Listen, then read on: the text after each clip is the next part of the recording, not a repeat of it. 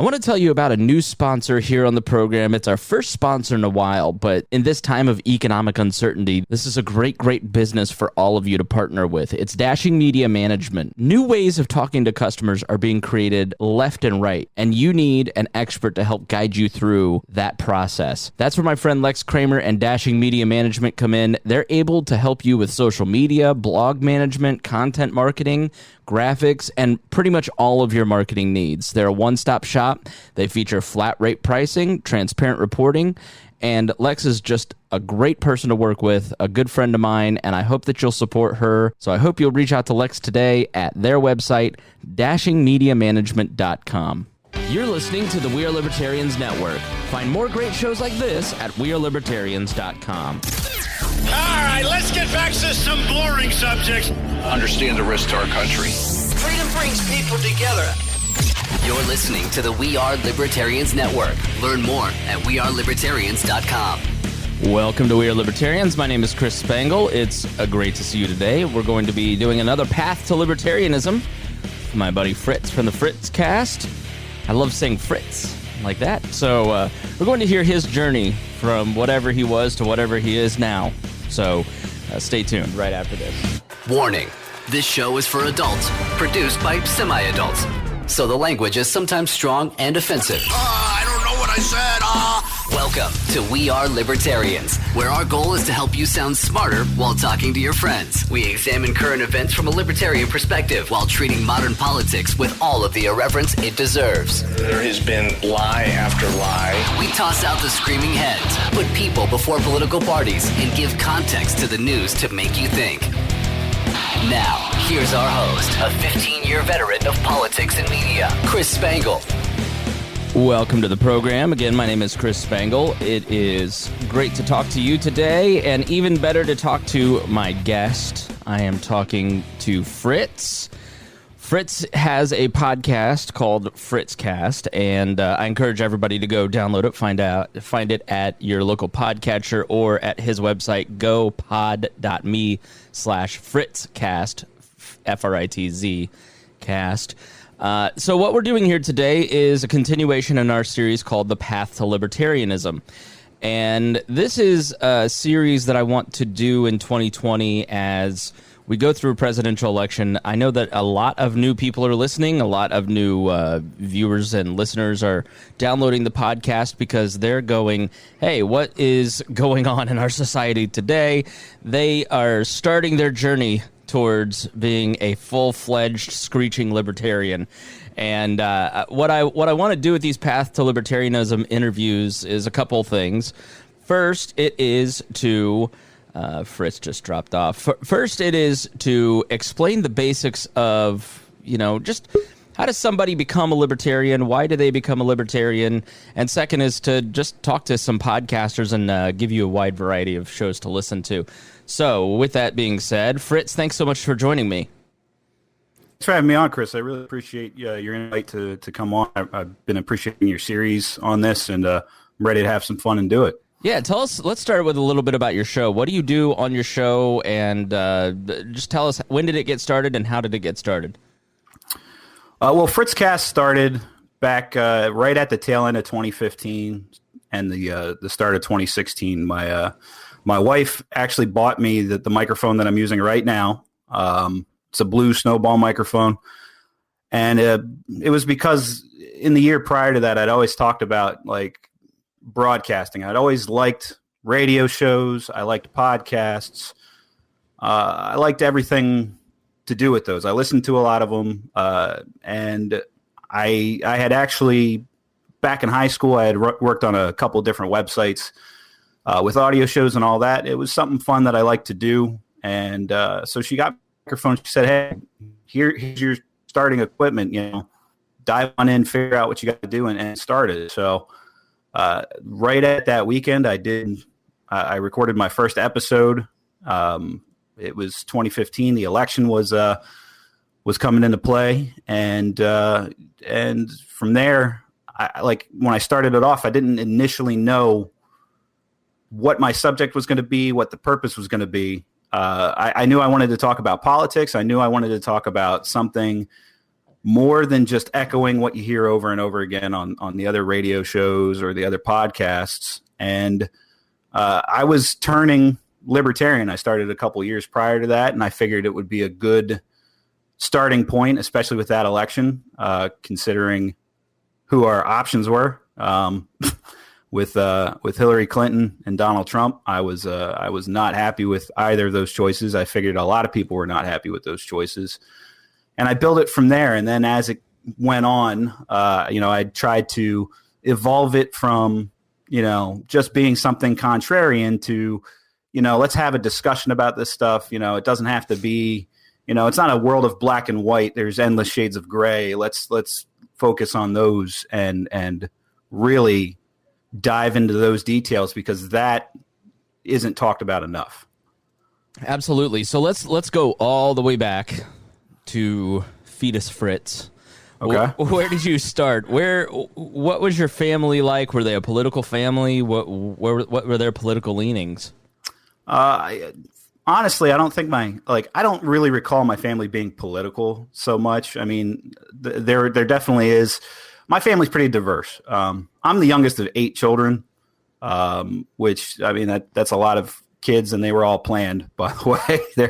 There's no accidents in there. My mom's just crazy. Oh, so Sorry, Mom. You were homeschooled then? No, I wasn't. I went to public school and all that, but Mormon then, Catholic. No, actually, it's funny you mentioned that. When I was born and baptized a Catholic. And then my family actually converted to Mormonism, but I was the last one. So Okay. You have to go off the Catholic doctrine for that. That's hilarious. So it wasn't a political family, but when did you develop this affinity for politics?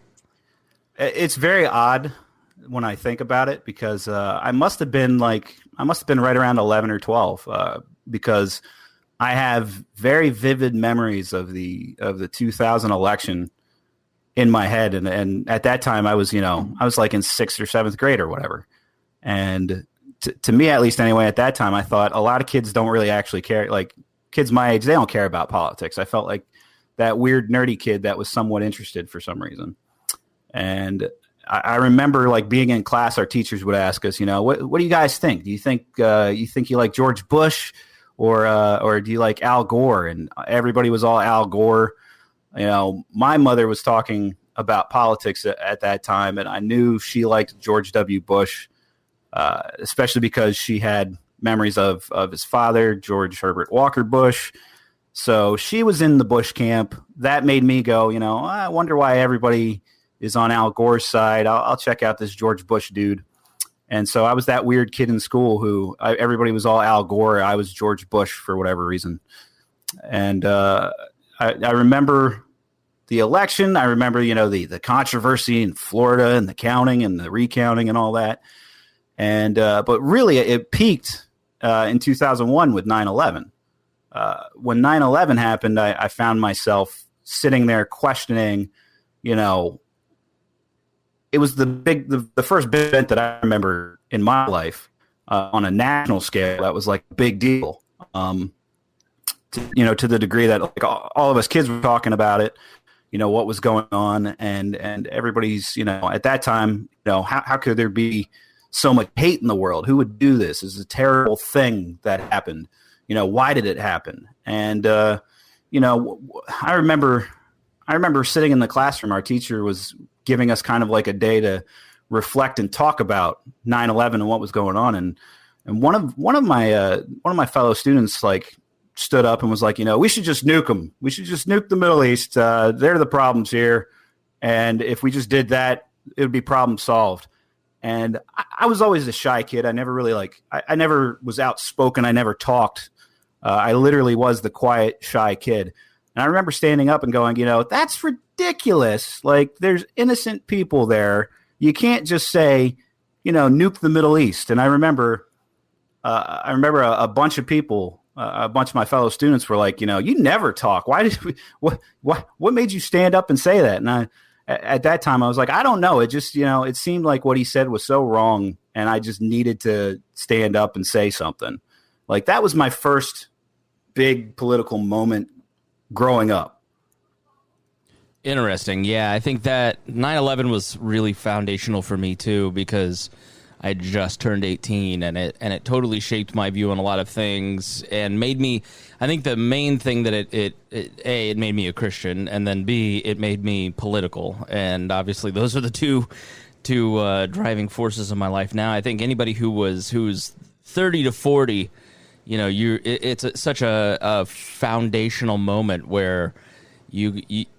I imagine there are a lot of kids going through that right now. Like I see it on our Instagram, which is a lot of Gen Z teens with the coronavirus pandemic and the government's response to it. I can see the threads of what I went through when I was their age in 9/11 happening to them, where they're active, they're questioning, they're upset, but they don't really know much. They're not really where to turn, and unfortunately, there are a lot of people that are capturing them that don't have their best interest at heart and want to manipulate them. I mean, so when you have this earth-shattering kind of experience through this, where did you start looking for information? How did you start learning? What are some of the things that you read or watched or listened to that kind of helped lay the foundations for what you're talking about now? That's a really interesting question to pose, because thinking back at that time, the internet wasn't such a mainstay as it is now. Like, social media wasn't a big thing then. It was just starting to develop. I think we had AIM, and that might have been about it. Yeah, like you could. I remember messaging with friends and all that. You could do that. Instant messaging was a big thing, but there was no such thing as, I'm going to post this on Facebook or I'm going to go to Twitter or anything. For me at that time, it was radio broadcasting. It was, the first radio show I remember listening to, and it was shortly after 9/11, was Glenn Beck. And I remember for whatever reason, I got hooked on to Glenn Beck. Something just resonated with me listening to him speak about what was going on and how we should handle the situation and all that. And I had the same experience. Do you remember when he killed the dog? Yeah. I listened to that live when he killed the dog. Yeah, I was running the board. I was running the board at WXNT, and he during the Terry Schiavo case, he killed a puppy on air, and it sounded kind of real, and it basically outraged all the PETA people. And then he like a couple days later, he built it up over days and said, why do you care more about a dog than Terry Schiavo? And I was like, damn. I mean, it was a 7-day troll. Like Beck started his radio show, I think September 10th. I think it was like his nationally syndicated show out of Tampa. He started like right on 9/11 or the day before. And so what is it about Beck that, because he takes a lot of crap from libertarians, but he's become much, much more libertarian over the 15 years I've listened to him. Like, what do you think it was about his program that grabbed you early on? I just remember listening to it. Like at that time, he sounded like a sound mind. And I mean, you're right. Over the years, he has, he's a good libertarian target, but over the years, he has turned that dial more and more towards libertarianism, I believe. Anyway, including in foreign policy. Yeah, he's miles above where he was 10, 15 years ago. He's a completely different Glenn Beck today. At that time, though, there was just something about the way that he talked and the way that he presented the information and the way that he opened up the dialogue to discuss these things. And that's like, he was the first one. And then I dabbled into listening to people like Rush Limbaugh, Sean Hannity. I kind of listened to some of the trifecta, some of the great conservative talking names at that time. Something resonated with me in their message, even though like I can look back at it now and I can go, well, that's kind of ridiculous. I can't believe I was ever on like that side where I would listen to program after program after program of the same stuff and multiple days out of the week. But something with their presentation made me start thinking about politics, made me start thinking about how the government works, our standing in the world, and it kind of evolved from there. Okay. So what are some other like, did you read any books or see any videos or what? So what are some other people that, like, as you started to become more political and you heard the word, I mean, where did you hear the word libertarian for the first time? And then what are some ways that you investigated the philosophy to begin with? When I first heard the word libertarian, it was probably, I look back to the 2012 election. I was not, a lot of people can point at Ron Paul and say, that's when it hit me. That's when my turn was. I wasn't immersed enough really to have that turning point at Ron Paul. I do remember Ron Paul. I remember him being on the debate stage for the Republican debates alongside Gary Johnson. I remember Gary Johnson being on the Republican debate stage at the time as well. And I remember people were talking, internet's a bigger thing now. So I hear the word libertarian, I hear about the philosophy. It's there. The seeds are kind of, in my head of the word, but I'm not sold on it. I'm the Republicans, they put up Mitt Romney. I go, you know what? I guess I got to be for Mitt Romney. And so all during the course of that election, I remember sitting there thinking to myself, yeah, I'm going to vote for Mitt Romney. Mitt Romney's the guy, this is a good choice. This is a good candidate, right? And then by the time I went in the voting booth and voted for Mitt Romney, like probably that night walking out, I sat there and I thought, you know what? I backed this dude for this whole election cycle.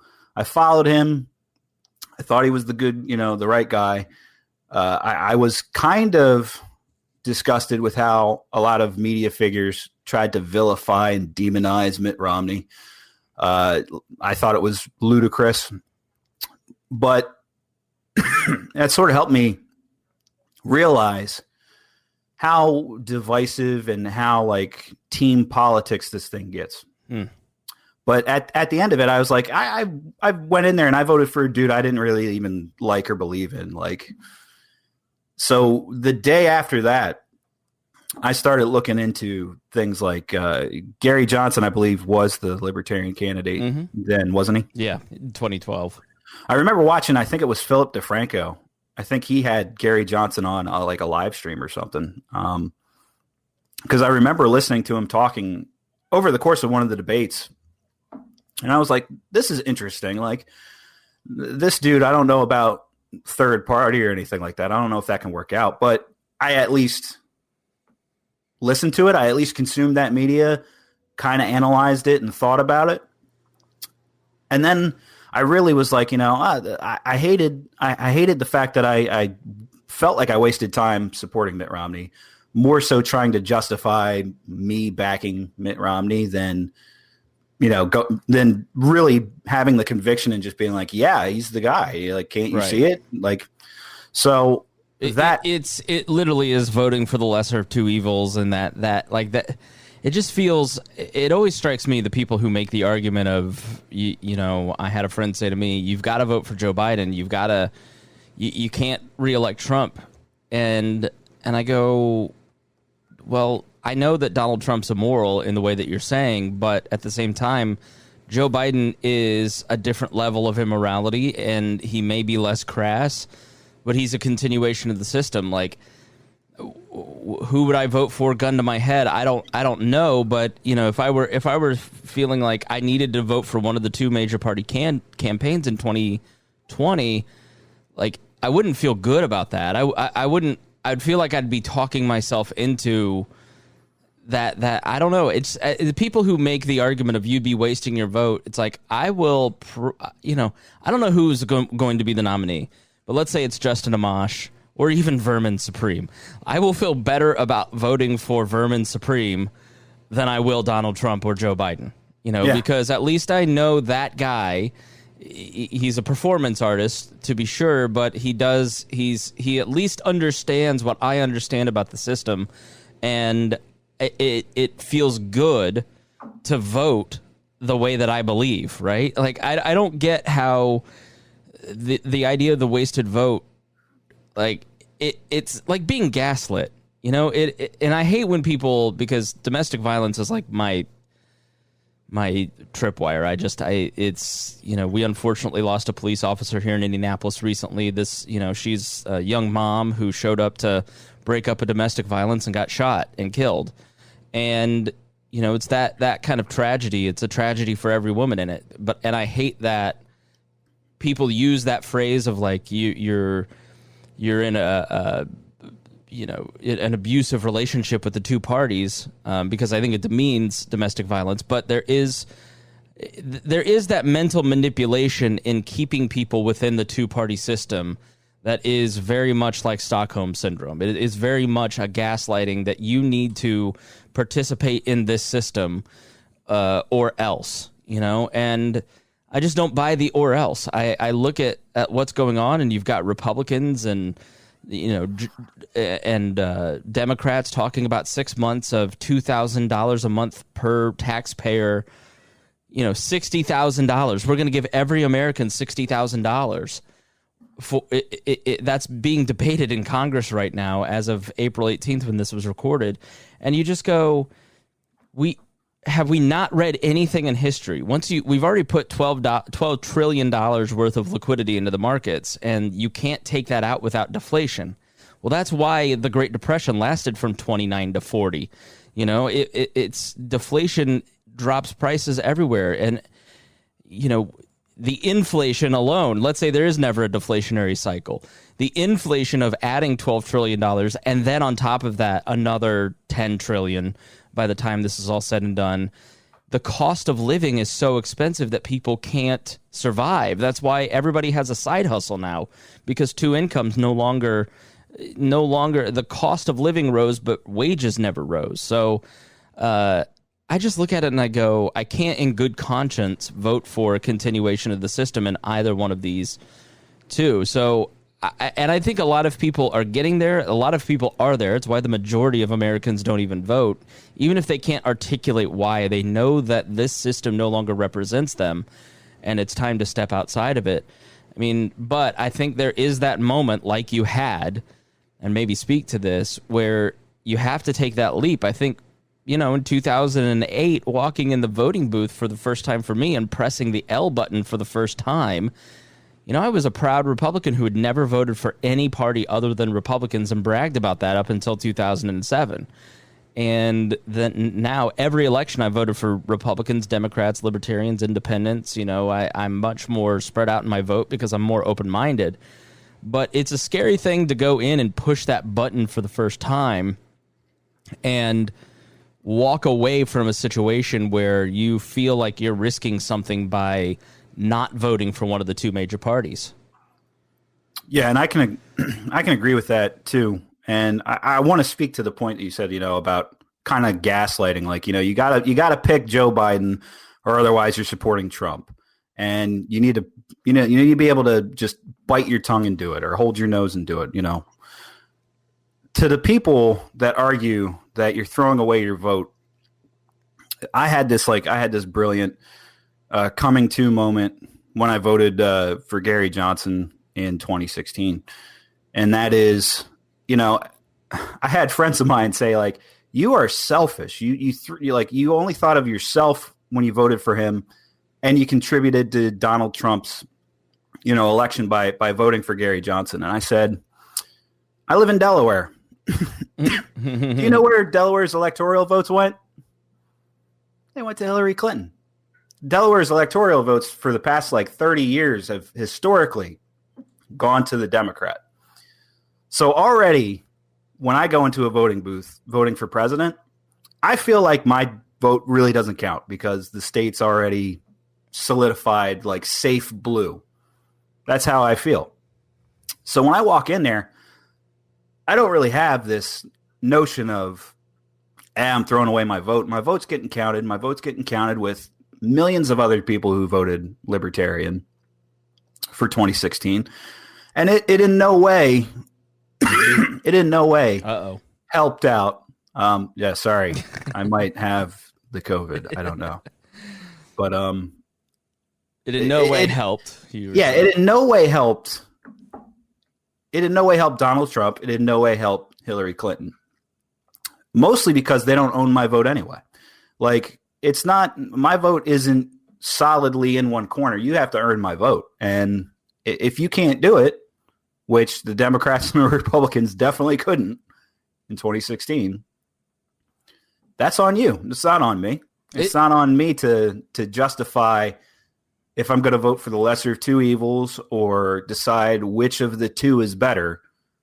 There was a third option who I thought was miles better, and I had no problem pulling the trigger on that. And the reality is it's my First Amendment right to organize with others to exercise my free speech on the ballot. Like, it really, I view a lot of the incumbent protection system laws like straight ticket voting or ballot access laws as a violation of the First Amendment, because if I have the ability to organize, let's say 5,000 people across the country, or several hundred people in my state to declare myself a political party, okay, we'll put a small threshold on there so it's not 17 people who are a caucus of one on the ballot. Okay, but in these states like Ohio, where it's 3% of the presidential election to get onto the ballot, that's just an impossible standard to meet, which is a violation of their right to organize, their right to free assembly, their right to free speech.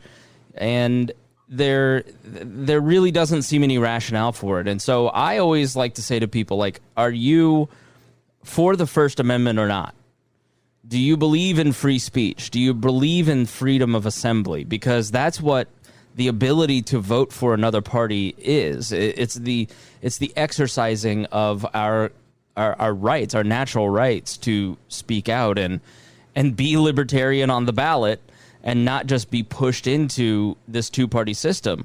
The election laws in this country desperately need reformed in all 50 states to allow for more free speech. And it's just criminal in my mind that you have a two-party system where you have Coke and Pepsi writing the antitrust laws to keep RC Cola and Faygo from being involved, all the way to let's get rid of the League of Women Voters organizing the debates, to now we're going to set up this phony bony commission on presidential bipartisan debates. Yeah, it's a bipartisan commission where you've got to reach 15% in polling, multiple polls, which are inherently biased in the first place. I knew polling was bullcrap when PPP, which is a left-leaning polling firm, refused to add Gary Johnson to any of their polls. But then the next week ran a poll of who would win. I think it was 2012, so it was Mitt Romney, Barack Obama, or Honey Boo Boo. But you're not going to add Gary Johnson into the poll. Like here in Indiana, we have automatic ballot access because of we have a low threshold, fortunately, here in Indiana. And to this, to any legislators listening, I'd say, listen, the Libertarian Party of Indiana here isn't a big threat. So give ballot access in all 50 states to the party. But the reality is they don't want to do accurate polling. If I have three options on my ballot and you only poll for two, you've skewed your results to the point that your poll isn't believable.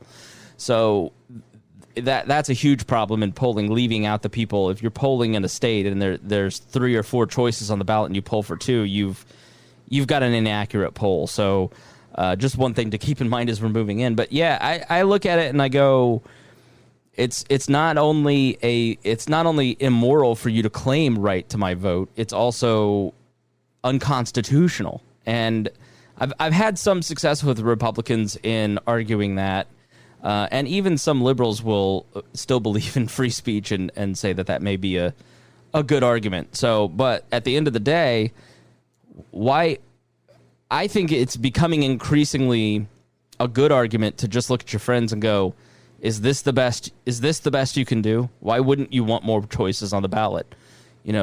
If you vote for this person, they can win. I think that's Vermin's line. If you vote for me, I can win, which is an old libertarian line, but it's true. It's absolutely true. And then just moreover, you can't make a good argument by saying, you have a voice. You need to go out and vote. And then if you stand up and say, all right, well, I'm going to vote for Vermin Supreme, or I'm going to go vote for Jacob Hornberger, or I'm going to go write in a name, you can't then all of a sudden backpedal and go, oh, no, wait. You should go out and vote, but you need to vote for option A or option B.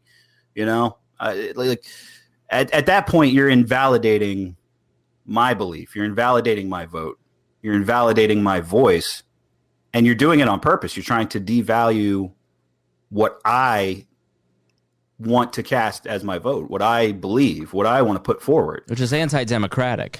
Yeah, absolutely anti-democratic. And that's still why I can't, I get it. We have this big duopoly system. We have so much of it propping up. We have biases and polling and all that. And it's funny that you mentioned the polling thing too, because I remember in 2016, one of the polls that I had participated in had Gary Johnson on it, but he was buried down 15 questions deep into this thing before they even mentioned oh, if this guy's on the ballot, then would you rather vote for him over Hillary or him over Trump? It was so odd to see how it was lined up. And that's kind of when I had the awakening of, well, I'm not going to follow polling anymore, because you can cherry pick that to the end of the time, for real. Mm-hmm. Yeah, and I think I was on Instagram earlier looking at something, and there was a libertarian meme page posting something about how much democracy sucks, and quoting Mencken, despite not knowing that Mencken was the only government he expressed admiration for was the Kaiser's pre-World War I, and an authoritarian Bismarckian government, which, Mencken was a libertarian, but he was also not a fan of democracy because he thought that authoritarian government was the best on earth, which confusing nonetheless. But my point being that libertarians often don't help their cause because we fall into populist streams, and we are close to populists, so we sort of float close to that. And what that does is it robs the individual and the voter of their agency. It robs them of their power. When you repeatedly say, they're too powerful, you can't get rid of them, they're too powerful, you can't vote them out, this system doesn't work, in an effort to try and get somebody to believe in anarchy or your own populist president or whatever it may be, you sort of neutralize your own argument with the 80% of this country that you need to reach. And I think part of the wasted vote syndrome, the reason that we've got a two-party system, is so many people don't believe that they're actually in charge, because they don't realize the American system is set up where you and I are in charge. And most politicians, 99.9% of politicians, are scared little girls or boys. They're scared pussies, basically. And they'll do basically whatever the voters want. Public opinion controls politicians, which is why you don't want them to have too much power, because then it is mob rule. But if you repeatedly tell people that they have no power, then they don't believe it. Like, if you want the government open right now, if you believe that it's an acceptable risk to go out, let's restart the economy, let's do everything possible, be the first to open your business, be prepared to fight that lawsuit, persuade other people that you're right, because we have the power to open the economy. We have the power to vote in other parties. But I think we've lost sight as individualists of the power that individualists have. I mean, I think as a podcaster, as a person who speaks out loud, I struggle, and you tell me if you kind of struggle with this too.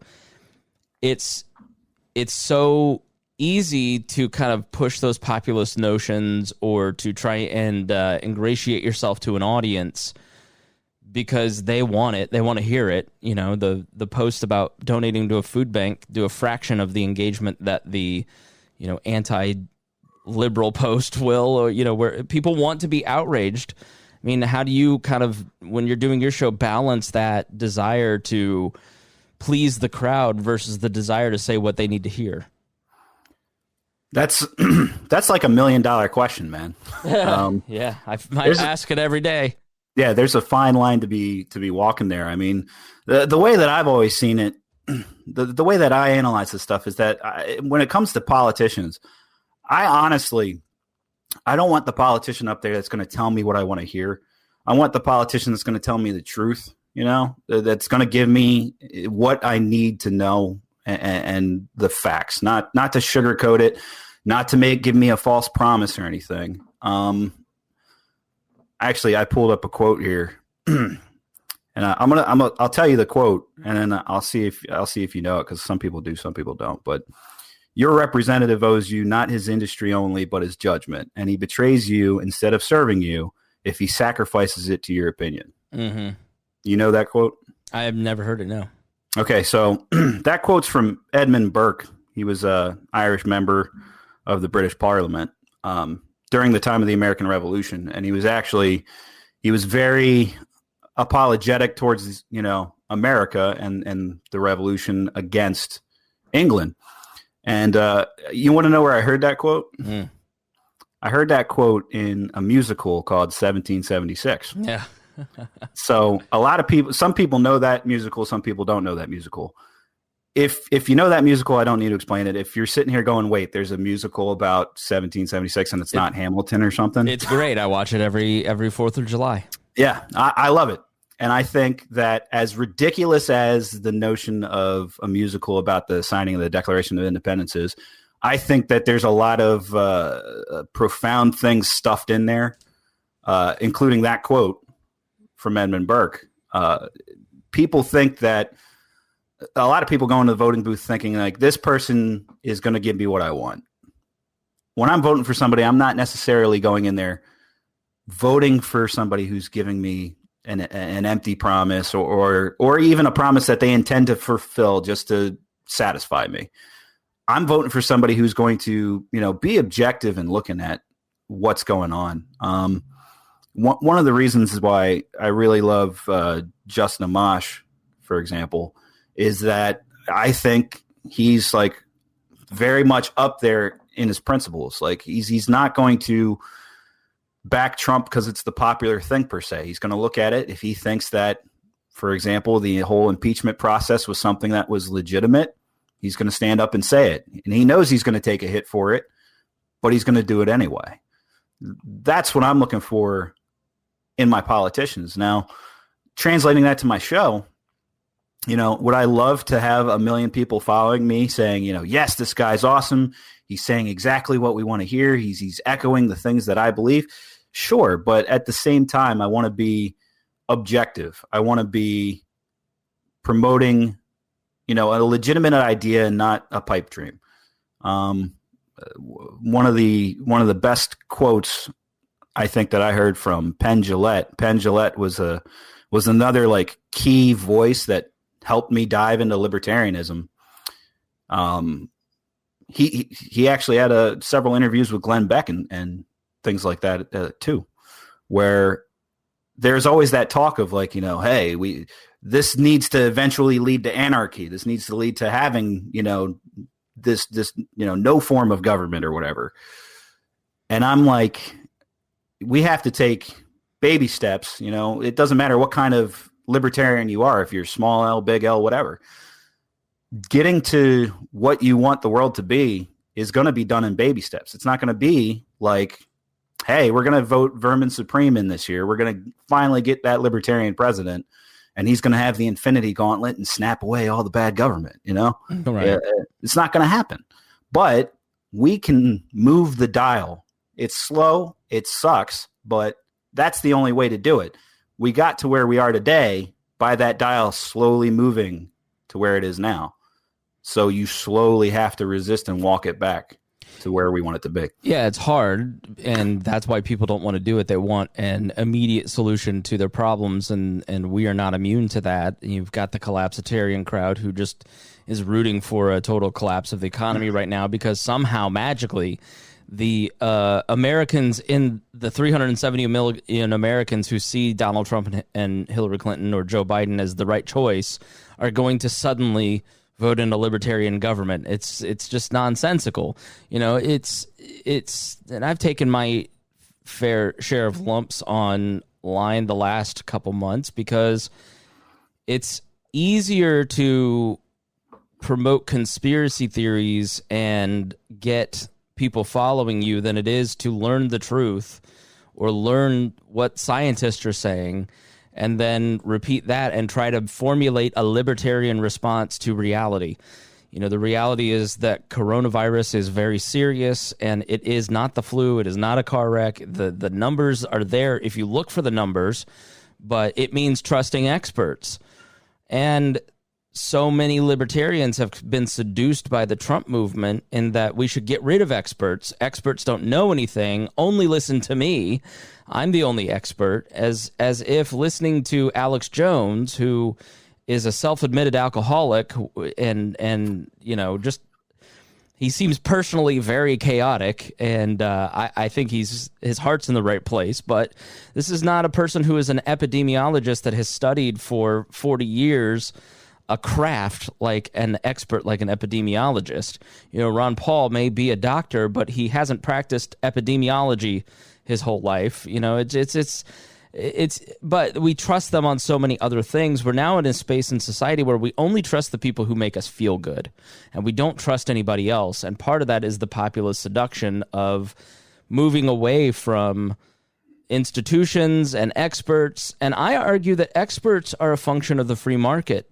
You know, I don't know what you do for a living, but I wake up every day excited about the work that I do. You know, there's a person who wakes up every day excited to grow the best turnips on the planet. There's a person that wakes up excited every day to learn exponential math so they can apply that to the health sciences and public health. Like, there are, you know, experts are a function of the free market because in a planned system, everybody goes and does the job that they're assigned and they're not passionate about it. And so turning away from expertise seems nonsensical to me, but it's a seduction. It's a seduction to say, you know, the numbers aren't correct because we just don't want the numbers to be correct. We don't want there to be a pandemic, so let's ignore the realities around us. And then from a position where you have an audience of tens of thousands of people, it's hard to go out and say that to those people when all the other libertarian hosts or conservative talk show hosts are pushing the same bad information. You know, it's very difficult to go out there and you know, and I think that's kind of why Sarwark takes his lumps. He can be a pain in the butt about it, but he's willing to go out and say what I think people need to hear or what he reads as opposed to what is kind of being pushed by what is popular. You know, this the populist libertarian streak I don't think is necessarily healthy for the movement, but it is certainly healthy for the bank accounts of the people pushing it. So I don't know. I don't know if you want to weigh in on that, but it to me is, I think this has exposed the problem within our space of just demonizing expertise and promoting conspiracy theories as like a cheap way to build audience. I think it is a really cheap way, but before I dive into any of that, I'm loving the 5G memes, by the way. Thank you. Yeah. Loving all of that nonsense. Yeah, like listen, Bill Gates has his problems. 5G has its problems. I'm not an expert on any of those things, but like I just see people knee jerk. This guy is for population control, and then you go and read it, and it's like he's talking about birth control. Like he wasn't talking about like top down control. Well, he's just trying to gain power. It's like the guy is giving away his fortune and can pick up the phone and talk to literally any person on the planet. Like, how much more power and money does a human like that need? Like, we don't engage. We don't like sit there and deduce like, okay, if Bill Gates is after power, what does that realistically mean? You know, it's like we just go, that makes sense. I'm going to share this. And I don't think that I think that's sort of intellectually lazy. It is. And then you have things like Bill Gates talking about, well, people stretching from Bill Gates talking about digital certificates of people. Which he did say. I mean, he said that. Right. And that's the problematic stuff. Like, but you don't need to, you can point out the problematic stuff without becoming hysterical. It doesn't all have to be like this giant, like, first off, if it's a giant conspiracy, well done, because you are organized on a global scale to pull it off which I don't know any government that's efficient enough to do that. Right. But especially like that's like one of the biggest arguments I have when it comes to these conspiracy theories. Like our big thing is about how the government's not efficient at doing anything, but apparently it is if it's a big, massive global control. Right? I just don't believe that. I don't believe that at all. But we have to look at things on a case-by-case basis. There are valid criticisms to have throughout this. It was like the other day, New York added some 4,000 COVID deaths, and they didn't even test those people. They just said, these people had the symptoms, so we're assuming, so we're adding it to the death toll. You can validly criticize that and say that's not good for having known numbers, Yeah, it's not good to make that stretch. You don't need to take the next leap and say all the numbers are wrong. No. That's the thing that I'm having a hard time with that I've criticized. Like, not all these numbers, like they didn't just fudge 150,000 worldwide deaths. Like, if anything, it's undercounted because China's not telling us the truth. The American deaths, it's pretty obvious if somebody dies with all the symptoms of COVID, but they have a negative test, that's probably the case. But, the pushing the idea that everybody that died in a car wreck over the last 2 months has been labeled COVID, there's no evidence for that. There's literally no evidence. So that's a hypothetical situation that has turned into fact because it was pushed by the Ron Paul Institute. And so, yeah, find the places, in my mind, like you just said, that 4,000 deaths where you can legitimately criticize. There's tons and tons of evidence of petty tyranny where you can point out and go, why are the parks closed down? Because scientifically, there's no reason for parks to be shut down. There's really no reason for the uneven enforcement of these laws. And most people will go, I never thought about the fact that the essential businesses all have good lobbyists. Maybe government fundamentally is the cause of corruption. That's where you can win with people as opposed to all the deaths are faked. And if it weren't for the government, I'm going to do the wrong thing. So trust me. Okay. Yeah. I mean, and on another note, people do have valid criticisms for that.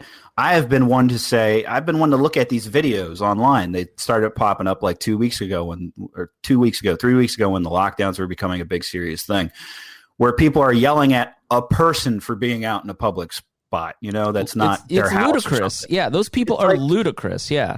Yeah, like how can you if somebody's out in a park, like a public park is open or whatever. I saw the video of the cops in the United Kingdom in the public park telling everybody to disperse because there was guys sunbathing or whatever. But you look at the video, you look at the picture, and everybody's separated. Everybody's not on top of each other. Where's the problem? But then you can't make that argument because everybody's like, no, we have to be locked down. You're being selfish.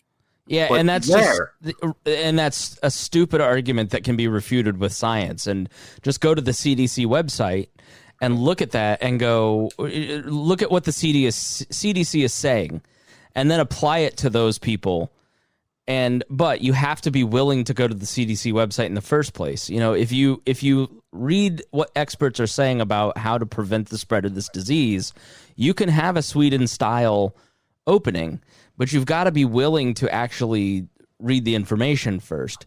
The people, Tucker Carlson, and I posted the link to it at some point, this guy in Germany who is one of their leading epidemiologists said you can't catch it if you're in a store. It's very unlikely that if you're walking around a store that you're going to pick up COVID-19, develop COVID-19. That's an argument that we can use to show, I went to Chick-fil-A yesterday, went through the drive-thru. They had somebody from IU Health, which is the biggest hospital here, come out to this Chick-fil-A and help design a system that will keep their employees safe. It was a whole set of doors. And the argument is, why can't other businesses do the same thing? There are going to be some people who are not going to put forth that effort, and they're going to pay the costs. And other people are going to pay the cost. But by and large, most people are going to do exactly what Chick-fil-A did and be responsible and protect their employees. The economy is not reopening until businesses feel comfortable reopening. And that in and of itself, the idea that we're shut down totally is false. I'm working from home. I haven't stopped my job, and I could be considered an essential employee, but I'm still working at home. So we public conversations on social media descend into like this grunting of two sides at each other, as opposed to the very realistic argument that every business can and should be allowed to do exactly what Chick-fil-A did, which is what they think is in their best interest and protect themselves. Absolutely. And the other thing when it comes to discussing things like slowly reopening the economy, slowly trying to return things back to it's going to be a different level of normalcy. It's not like we're going to snap our fingers and it's going to be like February 1st all over again, where everything's normal. But in having this discussion, like, people, I don't think are looking at it in the sense of a bigger picture. Like, it's not ridiculous to say that New York City is going to be on a different timeline managing this than Nebraska is, or some other state. I mean, like, it's just, this is a very big, diverse nation. Yeah, but the person who lives in the Upper East Side in their apartment that has never visited the Middle States, they don't know that. No. They don't want to know that. They want everybody to do what they want to do, and it's why we have a federal system of 50 states. Trump, despite undermining his point 12 hours after the White House made it for him, is right in allowing the governors to open and do what's best in their state. Like, the governor of South Dakota felt we're a sparse state. We don't need to shut down. And they're seeing spikes in cases, but at businesses that would have been open if she had ordered a stay at home. The packing plant for the pork producer, Smithfield, they would have been essential in working no matter what, but that business didn't do what was right and take care of their employees first, and they are paying the penalty, and they're going to pay the penalty, and so it's sort of crazy. So we're going to start heading towards the end here, but let's get back on track to your libertarian journey. I mean, when did you just become an openly flamboyant libertarian? What was the moment that you were just like, I'm going to host a show, I'm going to do this, I'm going to be Mr. Libertarian? So I might have not been there right as I started the show, but it was walking towards that way anyway. Like I said, right after 2012, I said, I just wasted my vote on Mitt Romney. That was dumb. Not going to do that again. Watching the Republicans go from 2016 was what they had, like 19 candidates starting, right? Mm-hmm. I kind of knew right at the start of that election cycle that I was going to be looking at third party. I knew I was already in that libertarian bent. I had started listening to shows like Jason Stapleton, Part of the Problem with Dave Smith. I started really leaning in to these. And Glenn Beck, as we discussed, totally took a libertarian walk in 2016. People who don't follow him as much as I followed him probably didn't realize that he interviewed Austin Peterson and he interviewed Darrell Castle from the Constitution Party. He was looking at other options because he was pretty well convinced he wasn't going to vote for Trump. As was I. Yeah, he really liked AP. Yeah, he did. And I remember watching his show and seeing AP. And then John Stossel came out and actually gave, a big professionally done, libertarian presidential forum for McAfee and Peterson and Johnson, which it was like, for me, that was a big proud moment for me. I was like, here's the libertarians. They have this nice professionally done, thing. They're in a studio. They have the podiums. They have actual logos on the podiums. They don't just have this big rollout thing that they uncrumpled from a truck somewhere, 2015, I was proudly, I'm a libertarian. I'm done with this two-party system. This is the problem with American politics. It's because, we're putting up Hillary Clinton, because we all knew at that time, we were like, yeah, Bernie Sanders is making a splash, but they're not going to let him get the nomination. And then that didn't happen. And then this election cycle too, when the Bernie fans were so out and about and like, this time we're going to do it. I'm like, no, you're not going to do it this time, man. It's the same thing. It's the same setup. You don't have the momentum to do it, you know? So that's why I took the dive. I was heavily listening to, like I said, the Libertarian podcast. Ben Gillette was another one that made me take that deep dive. Penn Jillette has a great series of interviews with on YouTube that was through Reason Magazine. Some of them with Glenn Beck. Some of them with, I believe it's Thick Big. He broke down libertarianism to me in a way that I didn't expect a talking head to break it down to me. One of the best quotes from Penn Jillette was, the question that we should be asking on every issue when it comes to the government looking at it is, can this problem be resolved with more freedom? The answer is not always going to be yes. The answer is not always going to be absolutely. We can, we don't need government involvement in it or anything like that. But at least ask the question, can this be achieved, or is this going to be better with more freedom? Oftentimes the answer is yes. Yeah. Well, very good. So tell us a little bit more about your show. Like, how is it just you talking, doing monologues? Are you interviewing people? Or what's your main goal in the show, in terms of advancing liberty? So originally, back in 2015, the show was me. Think of it more like a vlog. Like, I was just getting on, letting my thoughts out, trying to decipher what was going on in the world, whether it was current events, politics, whatever. Then it started bending towards, let me try to tap into people's minds and make them think, why do I write off libertarianism? Why don't I give these guys a look more often? Then finally, with the end of last year and the beginning of this year, I opened up interviews. I try to do about one interview a month because I think that's a good steady goal for me. It's not overwhelming me or anything. And the people I've interviewed, I've had the chance to interview Todd Hagopian, who's a great libertarian mind on Twitter. I've had the opportunity to interview your very own Brian Nichols, who's a good friend of mine. Yeah, he's great. Was that booze in the background? No, I don't know where that came from. Somebody tapping in the in the audio or something. The cat.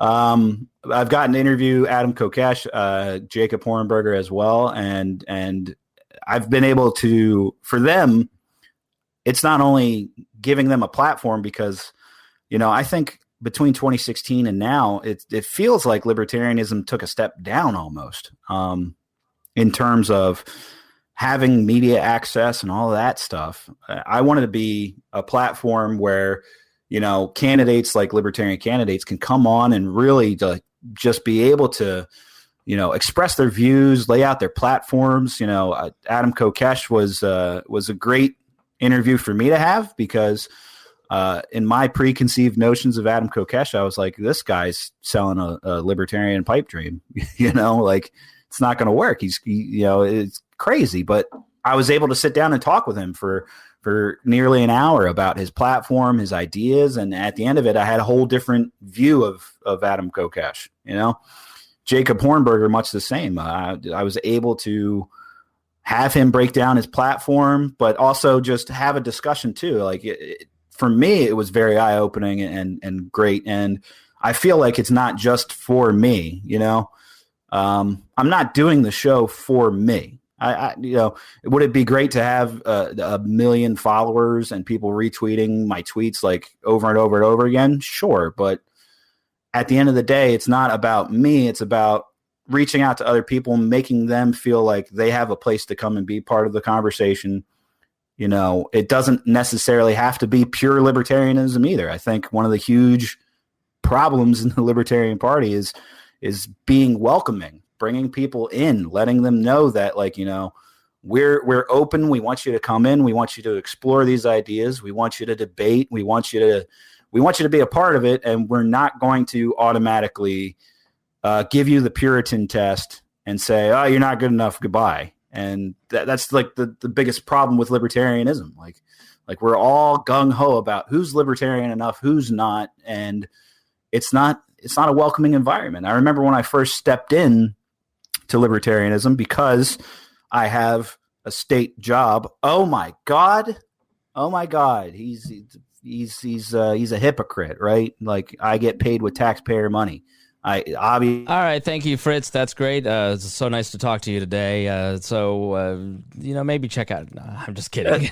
But that's exactly how it felt coming into libertarianism. When I first dived in, I was like, I cannot let people know what I do for a living. I cannot let people know that this is like that. I have a job with the state. I can't let them know. They will kill me. And in reality, what you know to be true is what I know to be true based on just having been around state government and the media. The people who work in government, by and large, are genuinely great people who want to make a difference. They just don't realize that they're not making the difference that they could if they had a private sector job, And so, and no offense to you, but I think you're obviously on board with organizing society around private means, which is much more effective than organizing it through the political economy. And there's no reason to demonize people for having views that are different than yours, because you're probably going to end up quitting that job because it becomes a moral conundrum, and it's more likely that you lessen the effectiveness of the state by connecting with libertarians. I've never, in Keene, the Free Talk Live guys are based in Keene.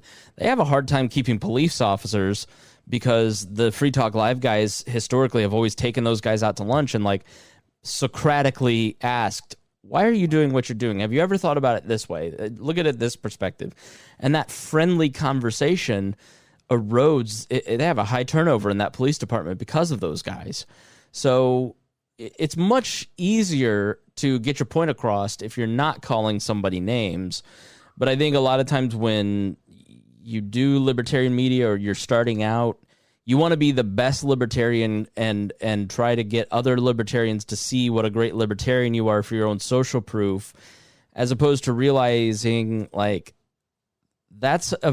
your goal is being the best libertarian versus being the most informative for the listener, that can be two very different things. It's hard to learn to make that switch over time. Yeah, and what people also probably don't realize is that working where I've worked has played a big role in opening my eyes and realizing, the government isn't the best at doing everything. And it really helped me walk away from being one of those people who could have probably easily slid into Bernie Sanders camp and saying this is what the government was made for. It was made for taking care of us, guys. That whole philosophy scares me to death because of where I've worked and how I've seen government and bureaucracies and everything get tied up. It's been very eye-opening to me. And eventually, you are right, it probably will come to a point where it's a conundrum and I find a different path. All right. Well, Fritz, look up the Fritzcast. That's all one word, right? Fritzcast, one word. No spaces, no nothing. And if people want to follow you on social media, how do they do that? Twitter at FritzQS, Facebook.com/the Fritzcast. And I don't have a website per se. I'm toying with the idea of, maybe throwing up a website. But right now, social media and doing pages like that is doing me good enough. So. All right. Very good. Please go check out his show. And seems like a great guy. I never talked to him except for this hour. I hope to speak to you again soon. Thanks so much for your time. Absolutely, man. Thank you for the opportunity. It was a good experience. Thank you. All right. Thanks everybody for listening. We will see you again next week.